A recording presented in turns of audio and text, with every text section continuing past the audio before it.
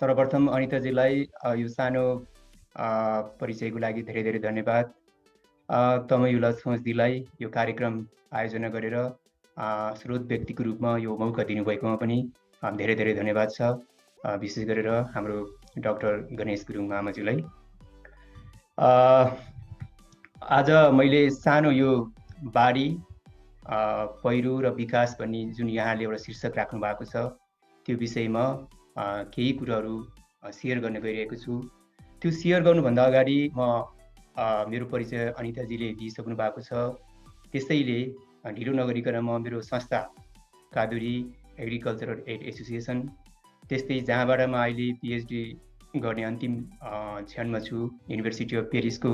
तपाईँ स्क्रिनमा देख्नुहुन्छ मेरो 3 जना सुपरभाइजरहरू हुनुहुन्छ, professor doctor Gilles Arnold Paseta, professor doctor Monique Ford र डाक्टर रेनरबेललाई एउटा संस्था र युनिभर्सिटीको यो 3 जना प्रोफेसरलाई यो आजको प्रस्तुति डेडिकेसन गर्न चाहन्छु।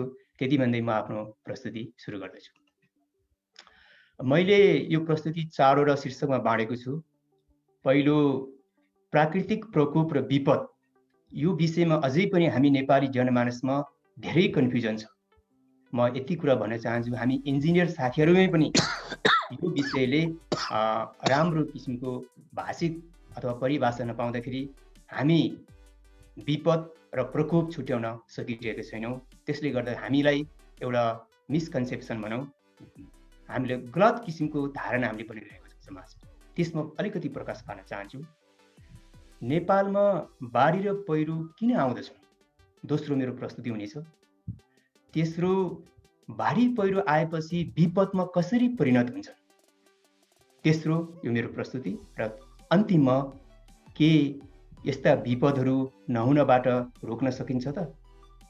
र हाम्रो विकास जति पनि हामीले यो नेपाल जस्तो ठाउँमा एउटा पहाडी भूभागमा विकासको कामहरू गरेका छौँ, ती तिनीहरूलाई दिगो बनाउन सकिन्छ, सस्टेनेबल डेभलपमेन्ट गर्न सकिन्छ भन्ने हुन्छ। त्यसकारण सबभन्दा पहिलामा चाहिँ पहिलो प्रस्तुति प्राकृतिक प्रकोप र विपद बारेमा केही बोल्न जानेछु। प्राकृतिक प्रकोप भनेको वास्तवमा यो पृथ्वीमा हैन, पृथ्वी जन्म भएदेखि नै हुने नियमित प्रक्रियाहरू। यसमा न त यसलाई हामीले रोक्न सकिन्छ हैन, न त यसको हामीले ठिक तरिकाले प्रेडिक्सन पनि गर्न सकिन्छ। अहिलेसम्म भूकम्पलाई हामीले प्रेडिक्सन गर्न सकिरहेको छैन। बाढी पहिरो हैन पनि कतिखेर आउँछ भन्ने कुरा ठ्याक्कै भन्न सक्दैन। तर यो चाहिँ पृथ्वी जन्मेदेखि आज र पृथ्वी रहन्जेल यो नियमित हुने प्रक्रिया हो। त्यसकारण चाहिँ प्राकृतिक प्रकोप भनेको पृथ्वीको आफ्नो निरन्तर चलिरहने एउटा प्रक्रिया मात्र हो, घटना मात्र। अब हामीले विपद भन्दाखेरि अब भूकम्पलाई पनि विपद भनिदिने, बाढीलाई पनि विपद भनिदिने, पहिरोलाई पनि विपद भनिदिने, त्यो चाहिँ होइन। जब यस्ता प्राकृतिक प्रकोप जस्तो बाढी पहिरोले हामी मानव बस्ती, मानवलाई र हामीले बनाएका संरचना, विकासका संरचनाहरूलाई असर गर्छ, बल्ल त्यो चाहिँ विपत्तिमा परिणत हुन्छ। यसरी हामीले बुझ्दिनु पर्यो। पहिरो जाँदैमा त्यो विपद होइन, भूकम्प आउँदैमा त्यो विपद होइन। तर जब बाढी पहिरो भूकम्पले तपाईँ हाम्रो जनधनको क्षति गर्छ, त्यसपछि बल्ल विपद हो। त्यसकारण कहिल्यै पनि विपद नेचुरल हुँदैन। Disaster as such are not natural भन्छ हैन। र हामीले भन्दै गर्छौँ प्राकृतिक विपद, प्राकृतिक विपद, जतिखेर पनि हामी सबैको मुखमा नेचुरल डिजास्टर भन्ने शब्दहरू हुन्छ, त्यो गलत हो। वास्तवमा विपद भनेको कहिले पनि प्राकृतिक हुनै सक्दैन।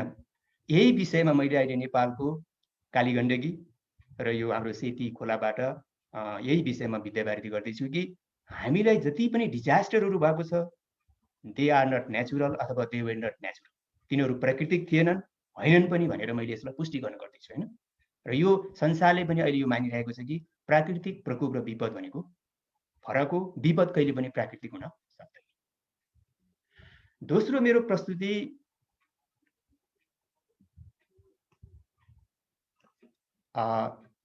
बाढी र पहिरो नेपालमा किन आइरहन्छ?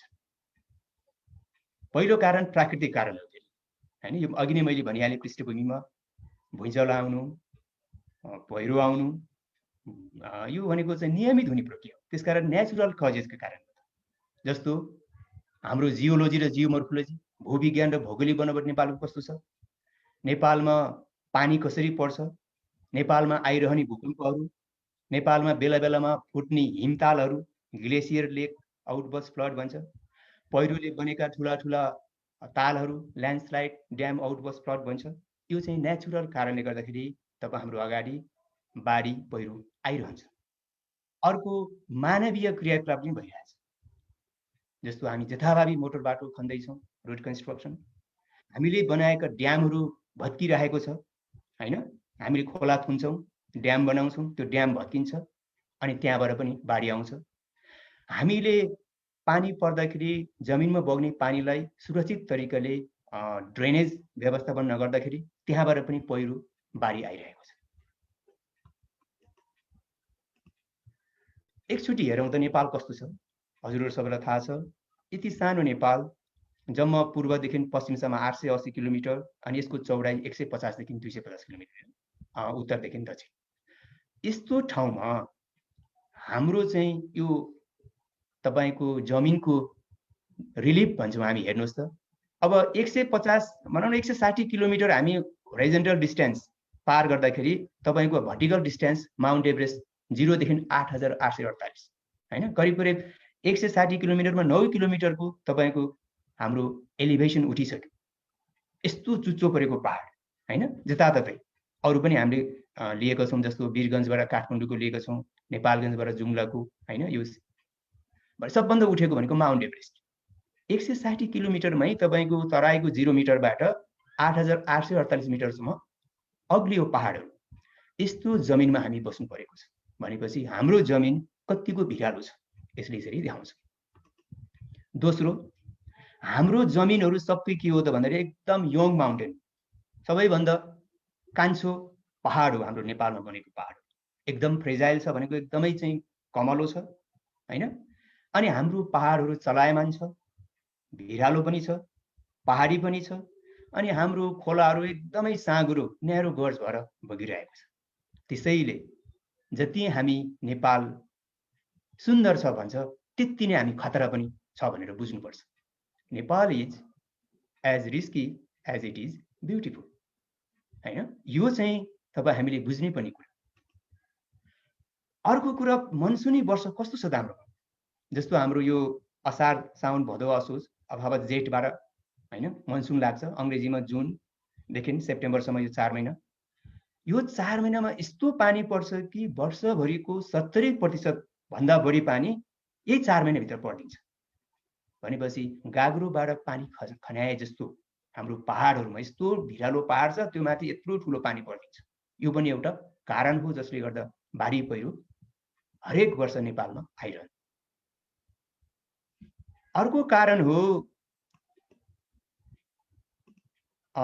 भूकम्प। हाम्रो नेपाल भूकम्पीय जोखिम भएको ठाउँ हो। भूकम्प आयो भने हेर्नुहोस् त, अस्ति 72 सालको भूकम्प यो तपाईको गोर्खामा यस्तो पहिरो गएको थियो हैन। यो काँसी गाउँ गोर्खामा यस्तो धेरै ठाउँमा पहिरोहरू चाहिँ निम्त्याएको थियो 72 सालको भूकम्पले पनि। यो सिन्धुपाल्चोकको यसरी भूकम्प पनि आयो भने थुप्रो पहिरोहरू चाहिँ ल्याउँदो रहेछ भन्ने कुरो यहाँ प्रष्ट भइसक्यो। अर्को, हामीसँग धेरै नै हिमतालहरू छन् नेपालमा हैन। जस्तो यो छोरोल्पाको मैले देखाउँदैछु, दोलखा जिल्लाको यो छोरोल्पा एकचोटि फुट्यो भनेर, फुट्न लाग्यो भनेर धेरै तलको हाम्रो दोलखादेखि सिन्धुपाल्चो कति मान्छेहरूलाई, रामेछाप दोलखाको मान्छेहरूलाई ल सतर्क गराएको थियो। तर अहिलेसम्म त फुटेको छैन। त्यही पनि फुटिहाल्यो भने ठुलो जनधनको अकल्पनीय हुन सक्छ हैन। र यस्तो हिमताल फुट्यो भने बाढी आउँछ नेपालमा।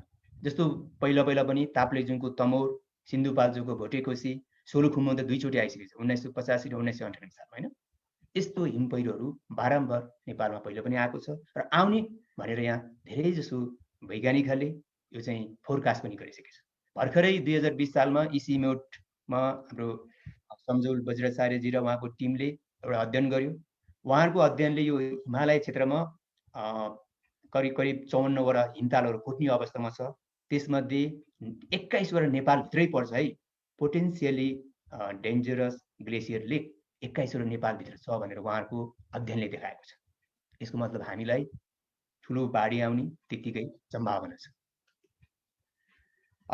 यहाँले यो जुरे पहिरो सुन्न सक्नु भएको छ 2071 साल 17 साउनमा हैन।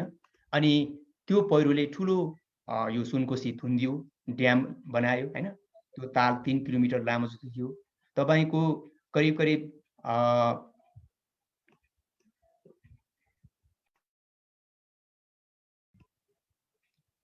करिब तपाईको 156 जना जति मान्छे मर्यो।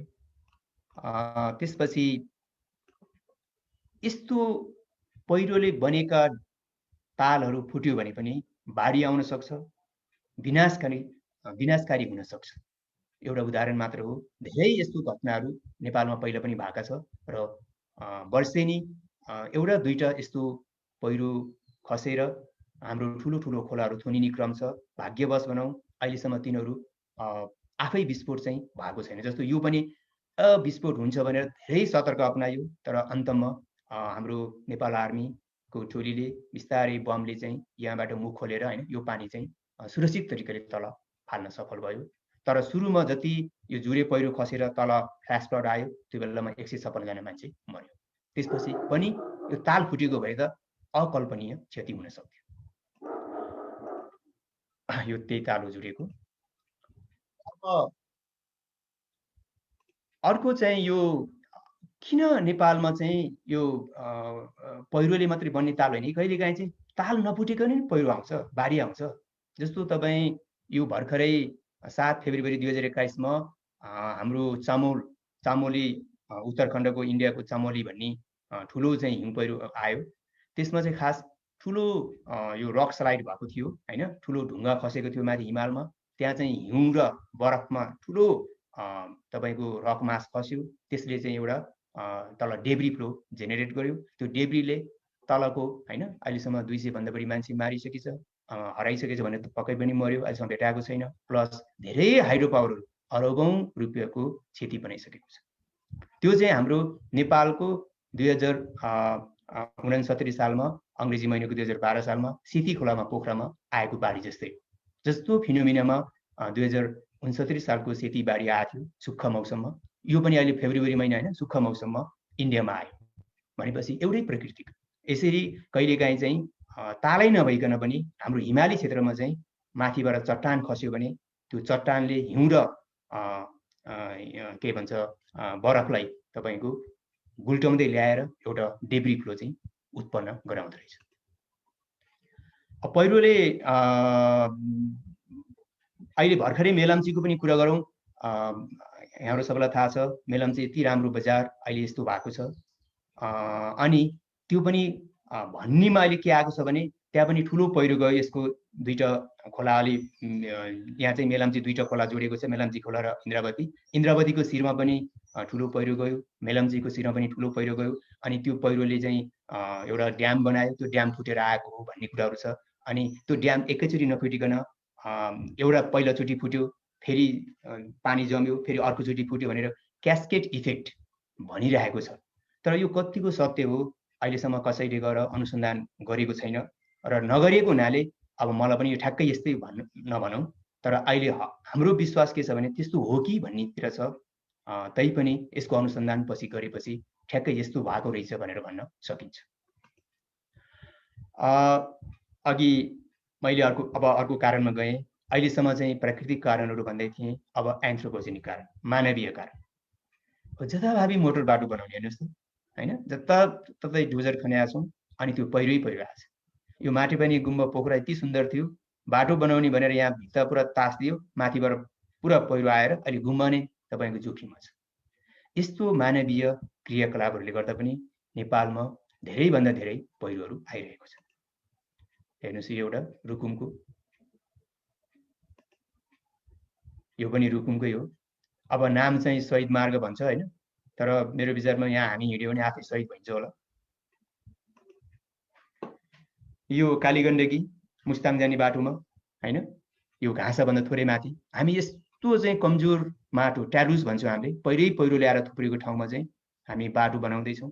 अनि सुक्खा ठाउँमा हेर्नुहोस् त पोहोर चाहिँ मार्च महिना भनेको त तपाईँको चैतमा होइन, माथिबाट सुक्खा पहिरो आएर धन्न बस चाहिँ क्षति भयो, मान्छे केही भएन। हेर्नुहोस् यस्तो अवस्थाले हामी जोखिमपूर्ण यात्रा गर्नु परिरहेको छ।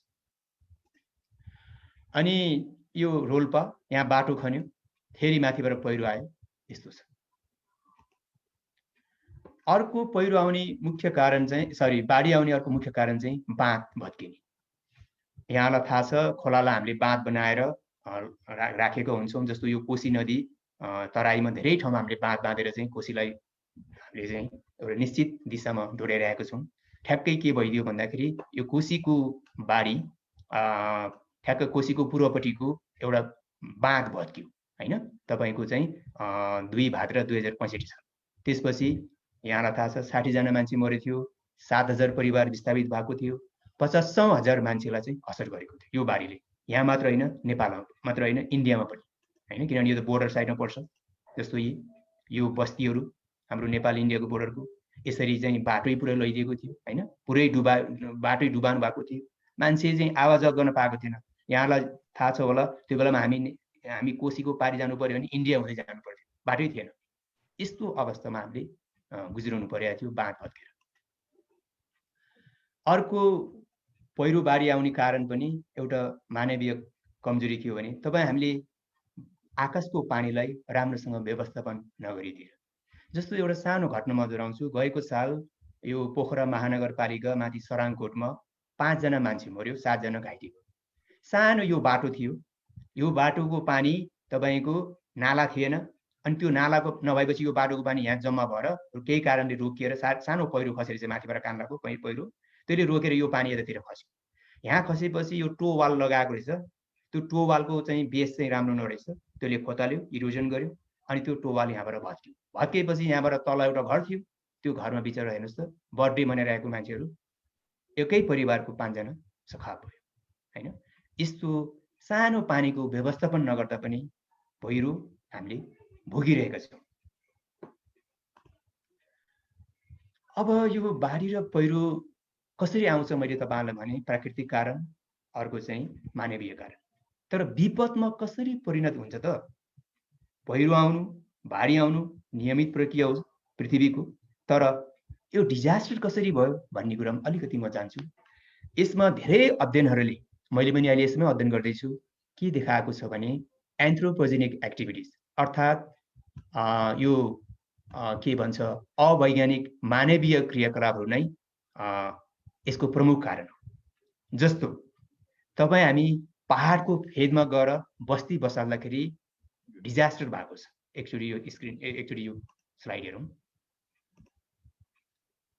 यो हो रसुवा जिल्लाको लाङटाङ हैन। यो लाङटाङ गाउँ माथिबाट चाहिँ 2072 सालको भूकम्पमा यो माथिबाट चाहिँ हिम पहिरो आयो। यहाँ वास्तवमा चाहिँ यो पहाड खस्यो, पहाडबाट हिम पनि थियो, त्यो सबै खस्यो। खस्दाखेरि यो ठ्याक्कै यहाँ बस्ती थियो हैन, ठ्याक्कै यो पहाडको फेदमा बसेको थियो, त्यो बस्ती पुरै पोल्यो अनि 254 भन्दा बढी मान्छे एकै ठाउँमा ज्यान भयो। यो लाङटाङ गाउँ तपाईको करिब 500 मिटर माथिबाट खस्यो, यो 400 मिटर जति चौडाइ भएर बग्यो। हेर्नुस् केही थिएन। यस्तो गाउँ थियो लाङटाङ गाउँ, सुन्दर गाउँ। पछि यस्तो भयो हैन। यस्तो थियो लाङटाङ गाउँ त्यो बेला त्यो पहिरो हिम पहिरो आउनु भन्दा अगाडि यस्तो भयो। अर्को यो केराउन्जो गोर्खाको कुरा गरौँ। त्यहाँ पनि हामी ठ्याक्कै पहाडकै छेउमा चाहिँ बस्ती बसेका छौँ। यो पहाड छ, पहाडको तल चाहिँ बस्ती बसेका छौँ हैन। यो चाहिँ भूकम्प आउनु भन्दा अगाडिको फोटो मैले एउटा खिच्ने मौका पाएको थिएँ। अनि ठ्याक्कै भूकम्प आएपछि ठुलो पहिरो गयो। त्यहाँ हेर्नुस् त, पहिला यस्तो थियो, पछि यस्तो भयो। अनि तपाईको यो बस्ती सब खतम हैन। कति मान्छे मर्यो, घर त एउटा पनि बाँकी थिएन। अहिले केराउन्जा एकदम जोखिमपूर्ण अवस्थामा छ अझै पनि।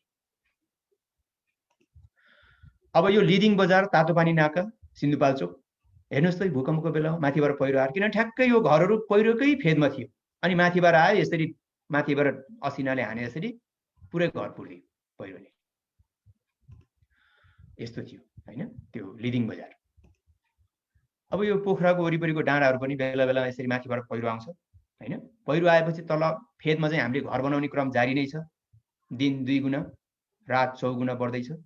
अनि हेर्नुहोस् त यो तरको घरहरू यस्तो भएर चाहिँ भइरहेको छ डिजास्टरहरू, खालि स्केल मात्रै फरक। अनि यहाँ भोलि अलिकति ठुलो गयो भने डिजास्टरको स्केल बढ्न सक्छ। यो पर्वतको हेर्नुहोस्, पहाडको मुनि गाउँ थियो, हेर्नुहोस् गएको साल 9 जना मान्छे मर्यो, माथिबाट भेल पहिरो आयो पुर्दियो। यो म्याग्दी मोरङ गाउँ हो, माथिबाट पहिरो खस्यो, ठ्याक्कै पहाडको फेदमा थियो, सट्टकै बगाएर तल लग्यो। यस्ता हजारौं सयौं गाउँहरू छन् जोखिममा, जुन पहाडको फेदमा टुपुक्क बसेका छ। कतिखेर पहाड खस्छ थाहा छैन, भूकम्प आउन सक्छ, यस्तै पहिरो आउन सक्छ। काठमाडौँ वरिपरि धेरै डाँडाको तल तल हामीले घरहरू यसरी बनाइरहेका छौँ पहाडको फेदतिर। अनि त्यो पहाडमा भोलि पहिरो गयो भने त्यो भूकम्पको कारणले जान सक्छ, अथवा धेरै पानी परेर जान सक्छ, अनि यो घरहरू सबै बग्छ त्यसरी नै। त्यसकारण हामी एउटा त भयो पहाडको फेदमा बस्ती बसालेर विपद निम्त्याइरहेका छौँ। अर्को हामी चाहिँ खोला हिँड्ने ठाउँमा हामी चाहिँ खोलाको बाटो रोकेर निर्माण गरेर हामीले पुल बनाएर हामीले घर बनाइदिएर हामीले बस्ती बसाइदिएर पनि विपदहरू निम्ताएका छौँ। जस्तो हालसालै हजुरहरूले सुन्नुभयो ताल गाउँ मनाङको यो गाउँ चाहिँ पहिलेदेखि हामीहरूले असुरक्षित छ भनेर धेरै रिसर्चरहरूले धेरै वैज्ञानिकहरूले भनिसकेको छ। तैपनि त्यहाँ बस्ती बसेको छ। त्यो बस्ती बस्नुमा अरू कारणहरू पनि छ, अहिले म त्योतिर नजाउँ। अनि यहाँ पहिला पहिरो आएर यो पुरेको थियो, माथिबाट पहिरो आएर यो रेगुलेट हो, यहाँ पनि पहिरो आएको थियो हैन। अनि यहाँ चाहिँ खोलाको यो मर्स्याङदेखिको तिरमा चाहिँ ताल गाउँ छ। अहिले त्यो ताल गाउँ अस्ति 1 असारको बाढीमा यसरी पुरै डुब्यो हैन। यो स्कुल पुरै डुब्यो। अनि अहिले यसको अवस्था यस्तो छ, पानी त घटेको छ तैपनि पुरै डुबेको छ, बाटो जाने बाटो छैन हैन। पहिला यहाँ मोटर बाटो यसरी थियो, सबै अहिले डुब्यो।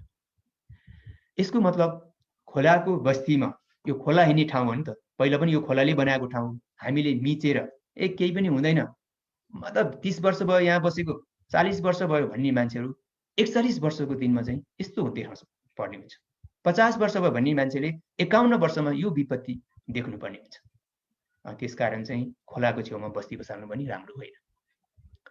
यो भर्खरै यो सिन्धुपाल्चोकको हेर्नुहोस् त, मेलाम्चीको यो दुईटा खोलाको छेउमा चाहिँ यस्तो बस्ती बसाल्यो। वास्तवमा यो तपाईँले देख्नुभयो यो तलको भागहरू यो सबै फ्लड प्लेन भन्छ हामीले, खोला हिँड्ने ठाउँ। यो खोला हिँड्ने ठाउँमा बस्ती बसाल्नु नै यो चाहिँ अवैज्ञानिक थियो अनि यो गलत थियो। अब यो भाग भनेको सबै तपाईँको फ्लड प्लेन हो, जुनसुकै बेला पनि खोला हिँड्न सक्छ। पहिला पनि खोलाले बनाएको, अबको कति वर्षपछि पनि खोला आउन सक्छ। खालि त्यति मात्र हो कि हामीले ठ्याक्कै यति वर्षपछि आउँछ भनेर भन्न नसकिने हो, तर जरुर आउँछ। बाउको पालामा नआए पनि छोराको पालामा आउन सक्छ, अनि खतम भएन जेनेरेसन। त्यसकारण चाहिँ खोलाको छेउमा बस्ती बसाल्नु खतरा। मेलाम्ची अहिले यस्तो भयो हैन। यो दुनै भनेको डोल्पाको सदरमुकाम हो, म त्यहाँ पटक पटक पुगेको छु। मलाई एकदम दुःख लाग्छ। पहिला सानो बजार थियो, अहिले यति धेरै घरहरू बढेको छ, 200 भन्दा 300 भन्दा बढी घर भइसक्यो। पहिला चाहिँ 100 पनि थिएन हैन। अब त्यस्तो भिरालो जमिनमा यस्तो बाटो बनाएको छ। अस्ति मैले एउटा न्युज पेपरमा यो देखेँ, मलाई रुन मन लाग्यो। हाम्रो विकास, हाम्रो इन्जिनियर साहबहरूले कस्तो बाटो डिजाइन गर्छ भने, म आफै पनि इन्जिनियर हो हैन। हामीले के पढेको रहेछौँ त? हामीले भूगोललाई, हामीले माटोलाई कति नचिनेको रहेछ, खालि डोजर लगाइदियो भने। यस्तो दुनै छ हेर्नुहोस् त, यति भिरालो जमिन छ। यो भेरी नदी यति ठुलो छ, यो भेरी नदीको शिर यति ठुलो छ कि डोल्पामा हैन, माथि छार्का ताङसुङबाट बगेर आउँछ चाइनाबाट। सानो ठाउँमा पहिरो गएर 1 घण्टा मात्रै भेरी नदी थुनेर फुटेर आयो भने यो तपाईँको यो केही पनि छैन, 1 घण्टामा जान्छ। हामी जस्तोको लागि यो आश्चर्यको विषय हुँदैन। हामी त अहिले पनि ओहो कहिले विपत्ति आउँछ भनेर त्यहाँ कुरेर बसे जस्तो देख्छु। अनि त्यहाँको हाम्रो क्रियाकलाप कस्तो छ त? हामी ग्याबिन लगाएर सानो चाहिँ पर्खा लगाएर खोला थुन्न खोज्दैछौँ। अब मूर्ख काम हामीले के गर्दैछौँ भने यो खोलाको बीचमा चाहिँ पार्क बनाउने, खोलाको बीचमा मन्दिर बनाउने, हेर्नुहोस् त राज्यको पैसा खर्च गरेर यस्तो मूर्ख काम गरिरहेका छौँ। हामीलाई यो सद्बुद्धि कसले दिने? भोलि यो खोला यता पनि भाग्न सक्छ, यता पनि भाग्न सक्छ। यस्तो एन्थ्रोपोजेनिक एक्टिभिटिजहरू, यस्तो अवैज्ञानिक मानवीय क्रियाकलापहरूले गर्दाखेरि हामी आफ्नो चिहान आफै खोज्दैछौँ। यो म्याग्दीको बेनी पनि त्यस्तै हो, दुईटा खोला, म्याग्दी खोला, कालीगण्डकी। पहिला हेर्नुहोस् त 1965 सालमा डेभ कार्लसनले खिच्दाखेरि सानो केही पनि थिएन, अहिले यस्तो भएको छ, अझ योभन्दा पनि बढेको छ। मैले यो 14 सालमा खिचेको फोटो हो। कालीगण्डकी बढे पनि खतरा छ, म्याग्दी खोला बढे पनि खतरा छ, सुत्नै सक्दैन त्यहाँको मान्छेहरू अहिले बर्खाको बेलामा, हैन। यो सिंह तातोपानी बजार हजुरले यहाँ देख्नुभयो, यति खतरा छ खोलाले, यो म्याग्दी खोलाले खोलेर। 12 बिसे जो सुनकोसीले खोलेर यस्तै, भोटेकोसीले खोलेर यस्तै छ, जे पनि हुन सक्छ, हैन। यस्तो खोलाको किनारमा हामी बस्ती बसाल्दै। अब म पोखरातिर लाँदैछु। 2069 सालमा ठुलो बाढी आयो, हैन। 72 जना मान्छे मर्यो, कति धेरै पुलहरू, स्ट्रक्चरहरू बगाइदियो। यो चाहिँ खारपानी तातो पानी, जहाँ चाहिँ तातो पानीको कुण्ड छ त्यो ठाउँको यो गाउँ बाढीले यस्तो बनाइदियो। किन? उनीहरू बाढी आउने ठाउँमै बसेको थियो नि त, फ्लड प्लेनमा। यो त बाढी हिँड्ने ठाउँमै हो, हैन। यो पुल यस्तो भयो। अहिले फेरि हामीले के गर्दैछौँ भने त्यही तातो पानीमा पुल बनाउने नाममा, जहाँ यो बाढी हिँडेको हामी प्रश्न छ, फेरि त्यहाँ हामीले मोटरको पुल बनाइदियो। हामीले कहिल्यै पनि यत्रो हाइड्रोलोजी, अब अजय सर त्यहाँ हुनुहुन्छ, किताबै लेख्नुभएको छ उहाँले, हामीले हाइड्रोलोजी यत्रो पढ्यौँ इन्जिनियरिङमा, हामीले जियोमोर्फोलोजी पढ्यौँ, रिभर फ्लो डाइनामिक्सलाई कहिले पनि हामीले हेरेनौँ। ए बाफ्रे, हाम्रै आँखा अगाडि यो रातो लाइन लाग्यो, यहाँसम्म त 2000 हैन के अरे 69 सालमा बाढी आएर देखाइसक्यो भने हाम्रो इन्जिनियर साहबहरूले, हैन योभन्दा माथि त गर्नुपर्छ हाम्रो स्ट्रक्चर भन्ने हेक्का राखेन, जबरजस्ती बनाएको छ। अब यस्तै बाढी आयो भने त यो पनि लान्छ, त्यसपछि यो विपत्तिमा परिणत हुनलाई कुनै समय लाग्दैन। यस्तो बाढी हामीले यो 8 वर्षमै बिर्सिदियो। यो ठाउँमा पनि बाढीले तपाईको हेर्नुस्, देख्नुहुन्छ पुरै ध्वस्त बनाएको थियो त्यो बेलामा 69 सालमा। अहिले त्यहाँ हामीले हाइड्रो पावर घर बनाइरहेका छौँ। हामी बिर्सन्छौँ यतिचोटि कुराहरू। यो ठाउँ, यो पनि यो हेम्जको पोखरा सेतीको किनारमा, यहाँ यस्तो यो पहिला सेती हिँडेर बगरै भएको ठाउँमा अहिले हामी राज्यबाट फुटबल मैदान बनाउने यस्तो घरहरू बनाएर अनि बस्ती बसाल्दैछु गुम्बासीहरू। ए लालपुर्जा दिने, हैन, बस्नुस् तपाईहरु। यो हेर्नुस् त, पहिला यस्तो टेम्पोररी बनेर बसेको बालुवा थुपार्नलाई 1-2 रात भनेर बस्ने मान्छेहरू अहिले पक्की घर बनाएर बसिसके, एउटा बस्ती त्यहाँ निर्माण भइसक्यो हेर्दा हेर्दै। तर यो हामीले बिर्सनु हुँदैन कि खोला हिँडेको ठाउँ हो सेती खोला, र अबको कुनै पनि बेलामा फेरि सेती हिँड्न सक्छ। यो तपाईको पोखराकै फेरि अर्को ठाउँ हो, यो हामीले कसेरी बजार भन्छ। अनि यो मैले मार्क लगाएको शान्ति टोल। यहाँ चाहिँ 2002 सालमा हामीले गुगल म्यापमा हेर्दाखेरि, स्याटेलाइट म्यापमा बस्ती छैन, एउटा दुईटा मात्रै छ। 2020 सालमा 180 भन्दा बढी बस्ती भइसक्यो। त्यही बस्ती हो यो, हैन। खोलाको किनारमा यसरी अहिले बाटो लगाएको छ, बिजुली लगाएको छ, खानेपानी लगाएको छ, उनीहरू पर्मानेन्ट तरिकाले बसिरहेको छ। कुनै पनि बेला बाढी आयो भने यो बस्ती स्वभाव हुन सक्छ, हैन। त्यस्तो जोखिम अवस्थामा तपाईँ हामी आफै जानी जसरी त्यहाँ बसिरहेका छौँ। हामीले यो पोखराको यो क्याचमेन्टको चाहिँ हामीले land use land cover analysis गर्दाखेरि के पायौँ भने 2013 साल जुन बाढी आएपछि र 2020 सालको हेर्दाखेरि करिब 47% तपाईको यो ठाउँमा चाहिँ बिल्टअप एरिया चाहिँ बढेको रहेछ। बिल्टअप भनेको मतलब कि हामीले चाहिँ स्ट्रक्चरहरू बनायौँ कि मानव बस्ती बनायौँ। हामीले खाली ठाउँलाई, खोलाको फ्लड प्लेनलाई हामीले इन्क्रोचमेन्ट गरौँ, क्याप्चर गरिसकेका रहेछौँ। यसरी यो 13 वर्षकै समयमा करिब आधा जति हामीले बढाइसक्यौँ भने अबको 13 वर्षमा के होला? खोला हिँड्ने ठाउँमै हामीले पाउँदैन। यसले त्यो देखाउँदछ। म्याग्दीको रूपसे मुस्ताङ जाने एकदम पर्यटकीय ठाउँ हो यो। रूपसे झरना सबैलाई थाहा छ, यति राम्रो छ, तर त्यतिकै खतरा पनि छ। किन? यसको क्याचमेन्टमा धेरै पहिरो आउने सम्भावना छ। हामीले त्यसलाई हेक्का नगरिकन त्यहाँ पुल बनायौँ, अनि गएको साल ठुलो बाढी आयो, त्यो पुल केही पनि छैन। त्यहाँ यस्तो होटलहरू थियो, यसरी चाहिँ पहिरोमै हामीले बाटो बनाएको थियौँ, पुल बनाएको थियौँ, हैन। त्यो यस्तो भयो। यो पुल बनाउँथ्यो, अहिले नामो निशाना छैन। त्योभन्दा थोरै माथि गएपछि घाँस आइपुग्ने बेलामा पनि यस्तो पहिरो, पहिला यो यस्तो सानो थियो, पछि बढ्दै गयो, अहिले यस्तो अवस्थामा छ। ए बाफ्रे, यहाँ पहिरो आउने देख्दा देख्दै हामी त्यही पहिरोको कुनै हेक्का नगरिकन पुल बनायौँ। अनि यो पुल चाहिँ यस्तो बनाउँछ ठेकदार साहबले, अब 2 महिनापछि यसरी बग्छ। यो बगेको एकचोटि होइन, 2 चोटि भइसक्यो त्यहाँ। र यो वर्ष पनि त्यो बनाउने क्रम जारी हुन लागेको बेलामा हामीले रोक्न चाहिँ सफल हैन। यस्तो गल्तीहरू हामी अर्को गर्दैछौँ। त्यसकारण अन्तिममा अब म चाहिँ चौथो प्रस्तुति मेरो यहाँले नारायण सर बुझिसक्नु 3 मिनेट बाँकी हजुर म सकिने आँटे यत्रो हामीले प्रस्तुति हेऱ्यौँ हाम्रो नेचुरल हेजार्ड्स अथवा प्राकृतिक प्रकोप भनेको नियमित हुने कुरा रहेछ रोक्न नसकिँदो रहेछ तर विपत्ति हामीले कारणले हुने रहेछ भनेपछि के यस्ता विपदहरूबाट हामी रोक्न सकिन्छ के हाम्रा विकास निर्माणहरूलाई चाहे हामीले पुल बनाओस् चाहे बाटो बनाओस् चाहे घर बनाओस् त्यसलाई दिगो बनाउन सकिन्छ भन्ने एउटा क्वेसन किन नसक्नु किनभने सबै विपत्तिहरू वास्तवमा हामीले अभोइड गर्न सकिन्छ यो एउटा टोनी हेगनले पहिल्यै भनेको थियो कुनै पनि विपत्ति मान्छेको कारणले हुन्छ र अन्तमा त्यसको शिकार पनि मान्छे नै हुन्छ किनभने यो चाहिँ एन्थ्रोपोजेनिक हो विपत्ति भन्ने कुरा भनेर उहाँले भन्नुभएको थियो उहाँ चाहिँ एकदम रिनाउन्ड जियोलोजिस्ट हुनुहुन्छ भूगर्भविद मरेर जानुभयो हैन त्यही पनि उहाँले जे भनेछ आज ठ्याक्कै प्रमाणित भइरहेको छ किनभने मान्छे नै हो नि खोलाको छेउमा गएर बस्ने कि त्यहाँ पुल बनाउँदा कत्रो खाल पिलर हालेर पुल बनाउने कति अग्लो बनाउने अथवा हाम्रो घरहरू कस्तो बनाउने तपाईँ हामीले निर्णय गर्ने हो कसैले हामीलाई लतारेर जबरजस्ती खोलामा लएर अथवा पहाडको फेदमा गएर बस भनेको होइन हाम्रो अज्ञानताले अथवा हाम्रो हेलचक्राइले हाम्रो इग्नोरेन्सले हामी त्यो विपत्तिहरू आफै ल्याइरहेछौँ भनेपछि मान्छे नै रहेछ यो विपद ल्याउनुको कारण अथवा विपत्ति ल्याउनुको कारण भनिन्छ नि भूकम्पले मान्छेलाई मार्दैन हामीले बनाएका कमजोर संरचनाहरू भत्केर भूकम्प आउँदाखेरि त्यसले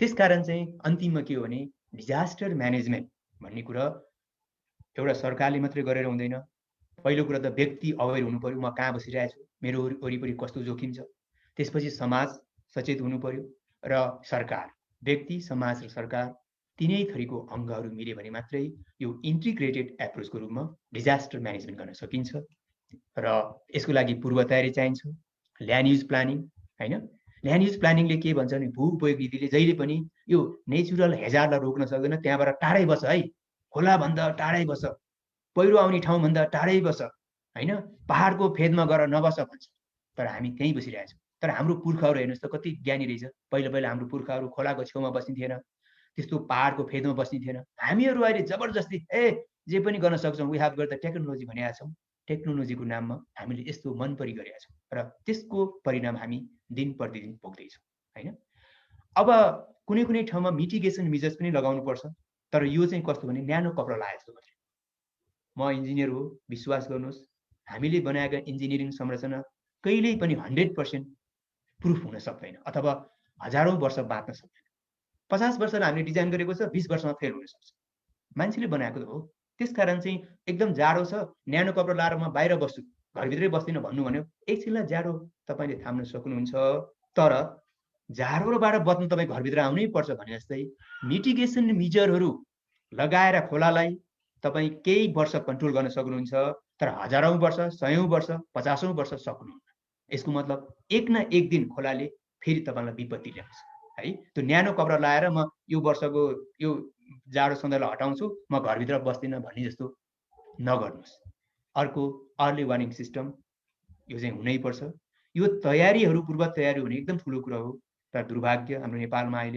अहिलेसम्मको है हामी चाहिँ उद्धार र राहतमा मात्रै केन्द्रित हुन्छौँ लौ बाढी आयो पहिरो आयो भनेपछि हामी त्यहाँ चाहिँ पहिला उद्धार गर्न जान्छौँ त्यसपछि राहत लिएर जान्छौँ तर हामीले कहिल्यै पनि यो पूर्व तयारी प्रि डिजास्टर प्रिपेयरनेस कहिल्यै पनि गरेका छैन अब गर्छ कि भन्ने हामीलाई आशा छ किनभने भर्खरै सरकारले यो राष्ट्रिय विपद जोखिम न्यूनीकरण तथा व्यवस्थापन प्राधिकरण गठन गरेको छ 2 वर्ष हुन लागिसक्यो हैन अब उहाँहरूलाई फुल म्यान्डेट दियो भने अब उहाँहरूले गर्छ कि भन्ने हामीले आशा लिनुपर्छ लिइरहेका छौँ भन्दै यो अझै पनि म फेरि भन्दैछु खोलाको हिँड्ने ठाउँ फङ्सनल स्पेस भन्छ अथवा फ्रिडम अफ रिभर भन्छ त्यसलाई हामीले कहिले पनि इन्क्रोचमेन्ट नगरौँ विश्वभरि अहिलेसम्म अध्ययनले के देखाएको छ भने जहाँ जहाँ खोलालाई चाहिँ टेमिङ गर्न खोज्यो रोक्न खोज्यो कस्तो कस्तो स्ट्रक्चर बनायो जापानमा हेर्नुहोस् हैन तपाईको चाहिँ अमेरिकामा हेर्नुहोस् इन्डियामा हेर्नुहोस् त्यो प्राय स्ट्रक्चरहरू के भएछ भन्दाखेरि फेल भइरहेछ किन त्यो फ्लडिङ स्पेसमा बनाएको ठाउँमा खोला फेरि बाढी आउँछ एक न एक दिन रिपिटेडली त्यहाँ बाढी आइरहेको छ र हामीले बनाएको स्ट्रक्चरहरू 100% हुँदैन भनेर यो अध्ययनले पनि भनिरहेको छ यदि भन्दै अन्तिममा फेरि म यहाँहरूलाई जोड दिन चाहन्छु प्राकृतिक प्रकोप भनेको हामीले रोक्न सक्दैन, विपत्ति रोक्न सकिन्छ। त्यसकारण चाहिँ प्राकृतिक यो प्रकोप हुने ठाउँबाट हामी टाढा हौँ, लेस एक्सपोज हौँ। प्राकृतिक प्रकोपबाट बच्नलाई हामीले प्रतिरोधात्मक संरचनाहरू बनाऊ, रेजिस्टेन्ट हैन, हेजार्ड रेजिलियन्ट स्ट्रक्चरहरू बनाऊ। जस्तो भूकम्प त होल नेपालमा आउँछ, कहाँ आउँछ, कहाँ बढी आउँछ, कहाँ आउँछ भन्ने कुरो होइन कि नेपाललाई जोखिम हुनाले जहाँ बसे पनि भूकम्प प्रतिरोधात्मक संरचनाहरू बनाऊ। पहाडको टुप्पामा बस्नु छ भने त्यस्तै किसिमको स्ट्रक्चर, फेदबाट हामी टाढा हौँ भन्दै डिजास्टर आफैमा प्राकृतिक होइनन्, तिनीहरू अघि मैले भने जस्तै मानव सृजित हुन् र यो विपदबाट हामीले आफैले कोसिस गर्यो भने, आफै सतर्क भने यहाँबाट हामी रोक्न सकिन्छ। अनि मात्र हाम्रो जस्तो पहाडी भूभागमा, हाम्रो जस्तो जोखिम भएको ठाउँमा दिगो विकास र सुरक्षित समाजको कल्पना गर्न सकिन्छ। हस्त यति भन्दै यहाँहरू सबैलाई यो प्रस्तुति सुनिदिनु भएकोमा धेरै धेरै धन्यवाद। नमस्ते।